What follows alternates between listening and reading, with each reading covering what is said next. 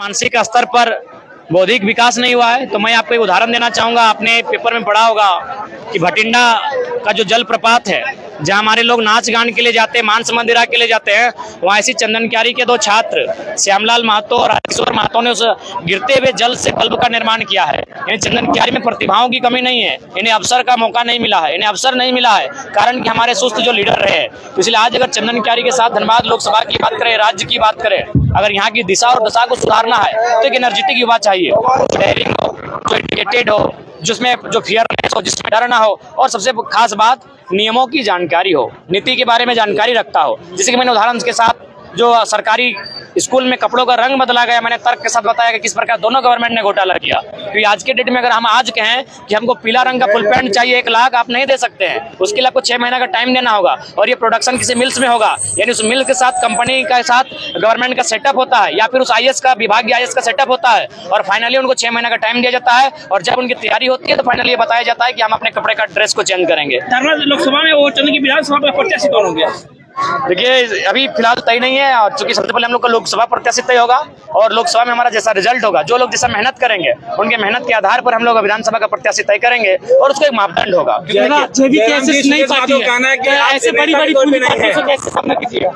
देखिए जब भगत सिंह ने 23 वर्ष की आयु में अंग्रेजों से बड़ा पूंजीपति कौन था, क्योंकि ईस्ट इंडिया कंपनी यानी कंपनी का दर्शन तो अंग्रेजों ने दुनिया को कराया था। जब भगत सिंह 23 वर्ष की आयु में अंग्रेजों से टकरा सकते हैं, तो भले हम लोग उनके चरणों के धूल के बराबर है। तो अगर हम में हिम्मत, तो हमने अगर शौर्य हो, अगर हम में साहस हो, तो हम लोग भी इन बड़ी बड़ी कंपनियां जिसे आप वेदांता कहते हैं, इलेक्ट्रो स्टील कहते हैं, BSL कहते हैं, आपका FCI हर्ल कहते हैं, उनसे हम लोग टकराने का मादा रखते हैं, और निश्चय 2024 में इसका असर दिखेगा। चंदन क्यारी को बिहार खेत कहाँ है कि 2024 में मेरा बिहार खेत है, हम इस पर फसल उगाएंगे, क्या कहेंगे इस पर आप? देखिए जहाँ तक का सवाल है, मौका दिया है चंदन क्यारी ने, उनको मौका दिया है।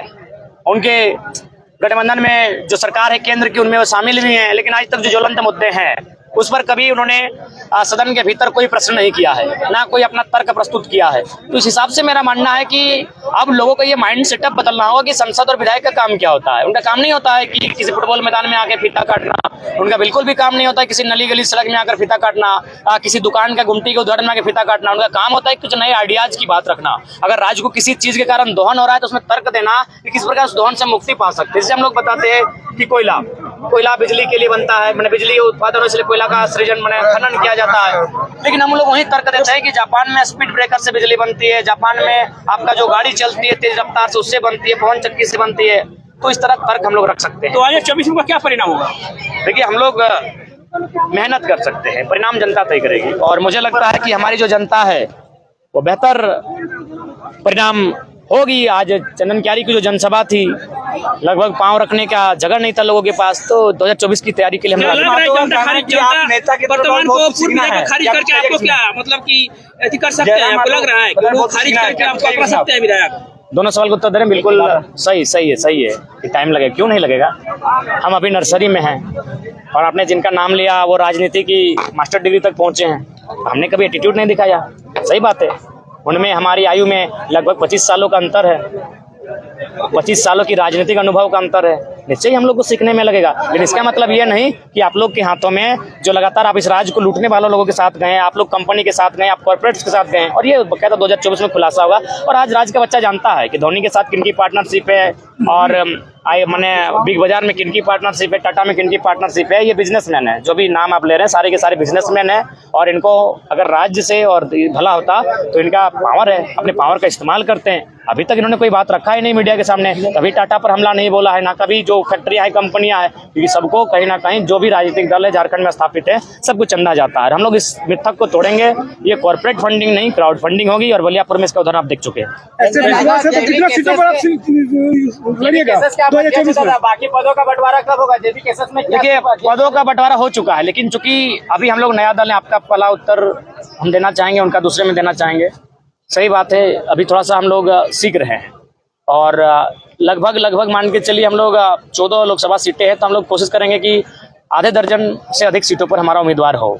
और जब हम लोग का बेहतर रिजल्ट अगर लोकसभा में होता है, वोट भी अगर बेहतर आता है, तो विधानसभा में उसका एक बेहतर परिणाम होगा। आपने जो सवाल किया पद का, तो मैं कहना चाहूँगा कि हम लोग नए लड़के हैं, अभी हम लोग में थोड़ा स्वार्थ है, थोड़ी लोभ है, तो अगर हम उसको लीक आउट करते हैं, क्योंकि हमने लोगों ने देखा कि जन्म मात्र 1.5 साल से अडिग है, ये बिक नहीं रहा है, ये डिग नहीं रहा है, ये हठी है, जिद्दी है। तो जब हम लोग जिनको पद दिए हैं बाकायदा बांटा जा चुका है, लेकिन सोशल मीडिया में उनको अभी नहीं आने दिए क्योंकि समय लगेगा। जब वो संघर्ष करेंगे, अपने आप को बिल्डअप कर लेंगे, अपनी माइंड को सेटअप कर लेंगे, तो बाकायदा वो मेरी तरह सोशल मीडिया में वो भी आ गए हैं और मीडिया के सामने बाकायदा अपना घोषणा भी करेंगे। कोई पार्टी आपको यदि गठबंधन का ऑफर दिया जाए तो क्या स्वीकार कीजिए? नहीं, देखिए हम लोग फिलहाल इंडिपेंडेंट ही लड़ेंगे क्योंकि सभी पार्टी जो लोकसभा की बात करें तो सबने बारी बारी से चला है।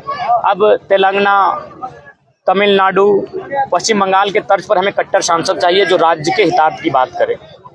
दिल्ली में क्या होता है, दिल्ली ने क्या किया हमने देखा। दिल्ली को हमने बहुत कुछ दिया, हमारे हजारों गांव बर्बाद हो गए हैं। चांडिल डैम रहे, बीएसएल रहे, कोणार्क डैम रहे, मैथन डैम रहे, पंचायत डैम रहे, या कोयला की खदानें रहे, एफसीआई हर्ल रहे, हमारी हजारों गांव बर्बाद होकर हमने देश की उन्नति के लिए एक रास्ता दिया। लेकिन बदले में देश ने हमें क्या दिया? भुखमरी दिया, 12 लाख मजदूर का पलायन दिया, गरीबी दिया, बेबसी दिया, लाचारी दिया। सबसे खास बात असुरक्षा मिला, असुरक्षा है। यहाँ हम लोग रात को अगर घर में सोते हैं तो सुबह पता चलता है कि हमारी जमीन सीओ के माध्यम से चिट्ठी आ चुका है कि यहाँ कंपनी स्थापित होगी।